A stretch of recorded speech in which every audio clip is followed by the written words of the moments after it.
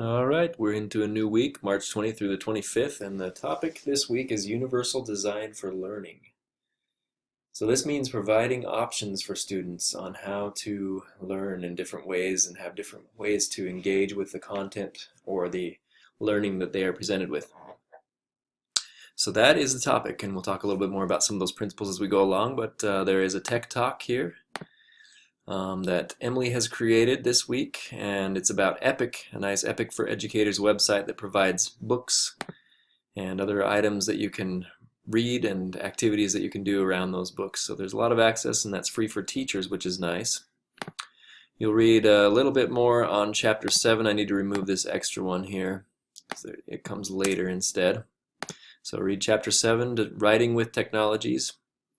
You will also read, well, you have readings in a minute, this Universal Design and Universal Design for Learning options, and it kind of gives you an introduction to this, but the idea is that you're learning about universal design, which is a design tool, and it's in general. So people who engineer or design things will follow universal design as they are able to. But universal design for learning specifically applies design for learning to this universal idea of reaching the most amount of students and making curriculum that works for the highest amount of students to the best degree possible. What we find in real life is a lot of learning experiences are only catered to certain types of students, right? You might think about special education as an example, that general education approach may not work for a student who's a special education or a special needs student. So universal design is really there to try to help us to meet all types of learners, whether they have special needs or not. And that's the cool thing about universal design and universal design for learning, is really when you make it a universal lesson or make something universal that you're universally designed, then it works better for everybody, not just the people who have special needs or who might not be the mainstream of your classroom.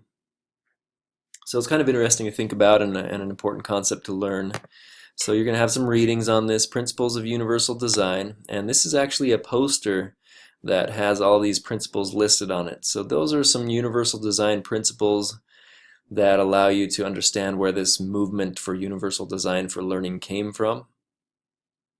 So just take a brief look at that and read through it a little bit, but it's a good reminder because you'll see these in a lot of cases in different places around you, right? You see doors that automatically open or scissors that work for multiple types of people. So that's good to have. But you'll also view a video on universal design for learning. And so universal design is the umbrella term. Universal design for learning gets more specific than that. And it will tell you a little bit more about this concept of how do we create universal designs for learning. And then finally, we are going to have a discussion this week where the Center for Applied Special Technologies argues that learners are not disabled. Instead, curricula, teaching methods, and programs that instruct are disabled in three main ways: in who they teach, in what they can teach, and in how they can teach. And so the discussion is to respond to this idea of curriculum being disabled rather than learners. And do you think that they're correct in their assessment of curricula? Is it really disabled in the way that maybe it can't reach those learners that we are supposed to be reaching? And so that usually yields a pretty good discussion. Just looking ahead a little bit, there is a universal design for learning plan that will be due next time. And so these universal design principles that you're going to be learning about will be applied to this lesson plan. And so let's take a look at that for a little bit, because it might take a little bit of time to get this going and in the schedule and so forth if you are a teacher. So for this project, you're going to choose an existing lesson plan that you have created and or taught to your students. Your job is to add elements of universal design for learning to this lesson plan. And this includes providing for multiple means of engagement, representation, and or action and expression. Be sure to include ways that the lesson provides multiple means of 2 out of the 3 areas of universal design for learning. And also be sure to use a technology tool or resource in your plan to support the universal design for learning in your lesson plan. So a lot of times it's just a matter of giving students another way to engage with your materials. Another way to do that along with the way that you already provided. So you're not taking anything away, you're just adding different ways for them to engage or represent things, or providing them with different ways to act or express themselves. So that's what I'm looking for. This is very similar to the previous assignments that you've had, where you have an original unchanged lesson plan and then you have an updated lesson plan that now includes those new elements. This time though, you're going to talk about how universal design for learning is included in the lesson and how a technology tool or resource plays a part to support that design. And then it asks you to reflect upon the experience of teaching this new lesson, which includes answers to the following questions: successes, challenges, and ideas for redesign. So again, you want to have time to implement this in your classroom. Now, before we had talked about alternative to the assignment for those who don't have a current classroom or who aren't teaching in a current classroom or might not have access. And so of course there are those as well here. What you would do instead of implementing the lesson plan in your classroom, because you don't have one, you might